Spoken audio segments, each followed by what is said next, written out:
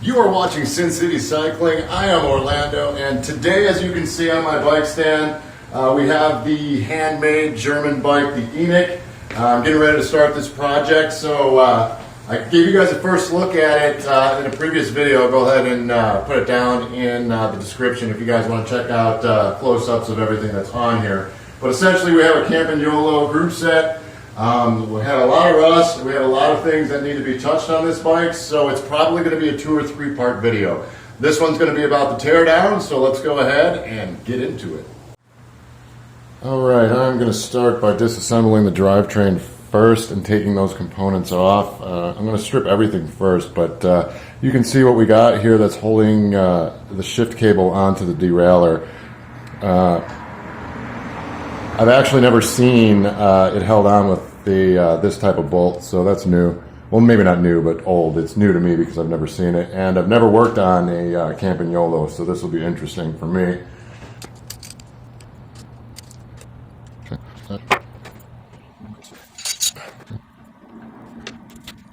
Okay, and as always, I'm going to save all of these housings so I can measure them for the new ones.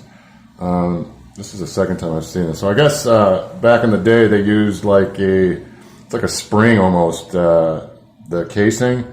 I don't know if you can actually see the spring inside there, but you can see the indentations, or I can anyway. And the only other bike I've seen that on was the Centurion when I took that one apart. Anyway, I'm going to set these aside so I can remeasure.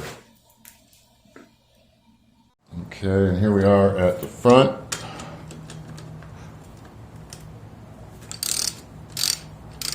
I don't want to undo it too far because I don't want to lose those little nuts, but you can kind of see on camera here just how dirty and rusty this thing has been. I actually don't think it's been ridden in quite some time. The chain is not rusty, so that's a good thing. So I'm thinking I'm going to go ahead and measure it, and I'll probably refurbish this existing chain if it's not out of spec.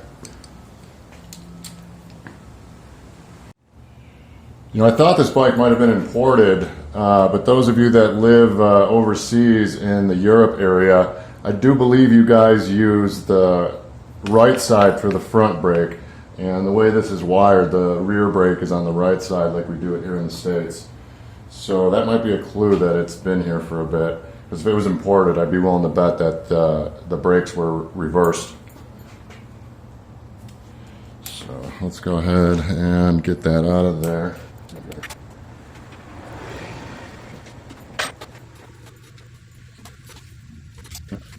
I don't know if you can see in here. Let's see if I can zoom it in for you guys. You can see right here the cable, so I'm going to get a hook to try and get it out of there.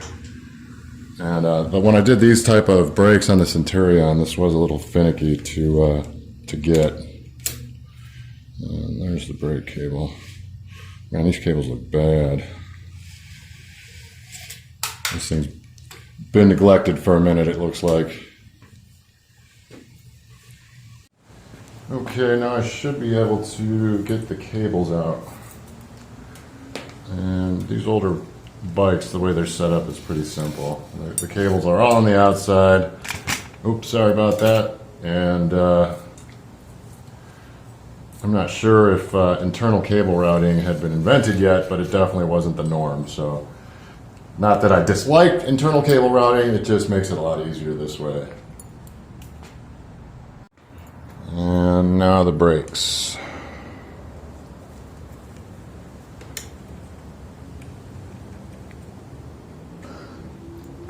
If you can hear the wind on the audio, I apologize. It is wind season here in Las Vegas, so it's super windy at least 3 times a week in these months. And the front.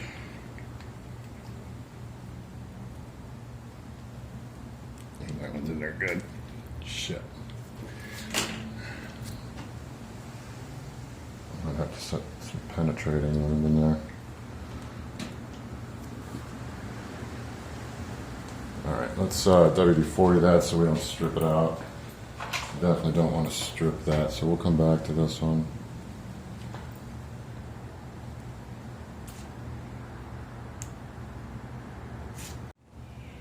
You know, I thought this bike might have been imported, but those of you that live overseas in the Europe area, I do believe you guys use the right side for the front brake. And the way this is wired, the rear brake is on the right side like we do it here in the States. So that might be a clue that it's been here for a bit. Because if it was imported, I'd be willing to bet that the brakes were reversed. So let's go ahead and get that out of there.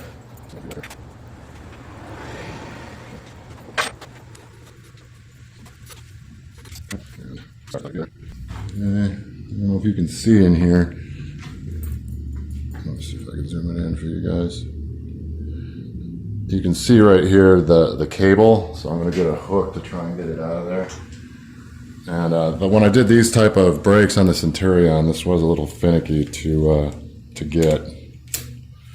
And there's the brake cable. Man, these cables look bad. This thing's been neglected for a minute, it looks like. Okay, let's see if this one's loosened up a little bit so I can finish getting the cables out here. And yeah.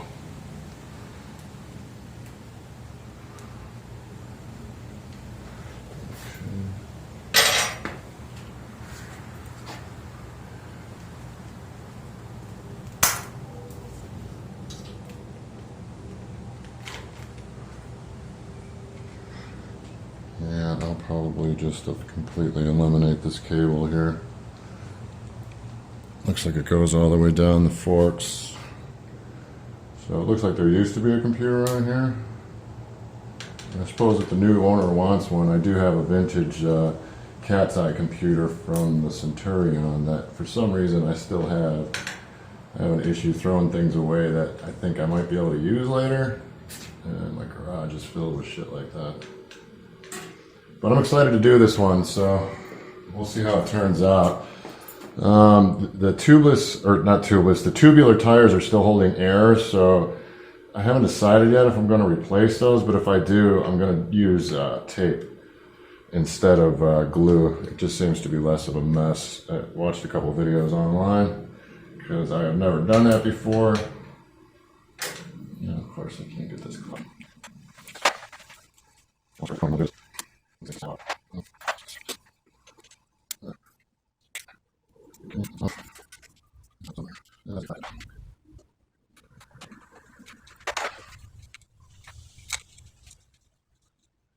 Now that's one thing, you don't really see flathead screws on bikes nowadays. It's all hex. This thing's gonna be stubborn.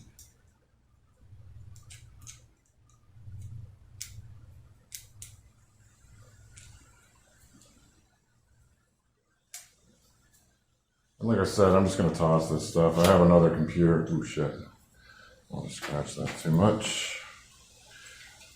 Because the value is going to be in the preservation of this one. And I belong to several groups online, Facebook, vintage road bikes, that kind of thing. And I did post pictures of this a while back. Not sure if I've mentioned that. But the general consensus is it's a pretty special bike. And when it's finished, should be worth anywhere from $1,200 to $1,500. I know I can get money from the group set, but I think the real money is in preserving it and the quality. And like I said in the first look video, I do have an extra set of rims that are Mavic and Shimano hubs. If the new owner doesn't want to use tubular tires to ride on a normal day. And from what I can tell, they were only really used for races. So it's a good bet that this bike was somebody's race bike. Okay. So I just noticed the other brake line coming out of the shifter, and it looks like Campagnolo actually put a hole here to add the cable, and that was the issue I had on the Centurion. I had to open up the shifter and try and fiddle with it in there, but it looks like it just comes right out the front, which is way easier. So. And you can tell this one's been replaced. It looks newer. It's galvanized where the other ones were not. Now it's going to be the laborious task of removing all this fucking shitty goddamn tape. Is this freaking It's like Christmas tape, Scotch tape, whatever we call it. Alright, looks like I'll have to come back with that. And I bought some white bar wrap that's modern to go on here once I get it done. And like I said, I'm not sure if we'll be able to clean these up or not. The hoods I'm talking. So I might see if I can track down some replacements. I believe I've seen them before when I was doing the research for the Centurion. I did come across the Campagnolo, so I know that they do make repops of it.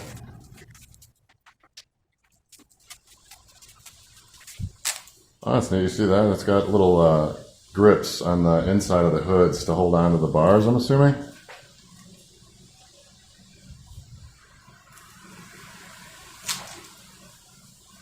Oh, this thing's going to be a pain. So who's using grip tape? It's not bar tape. Couldn't have been comfortable at all. Maybe it just was able for you to have a grip and absorb some of the sweat from your hands, but for those of you older riders out there, you know that constant vibration hurts. So there's no way I could have rode around with it like that. It's weird seeing the white underneath the dirty stuff there. So one of the issues with using tape as your bar wrap is all of the fucking residue that it leaves, and it is going to literally take me a year probably to get all this shit off. But what I'm trying right now is isopyl alcohol, 91%, and just trying to wipe it all away. Worst case, if this doesn't work, I've used WD-40 before also, and I know that does. God, this freaking Scotch tape, man. That stuff you think would not hold on so well, but it does not want to fucking come off.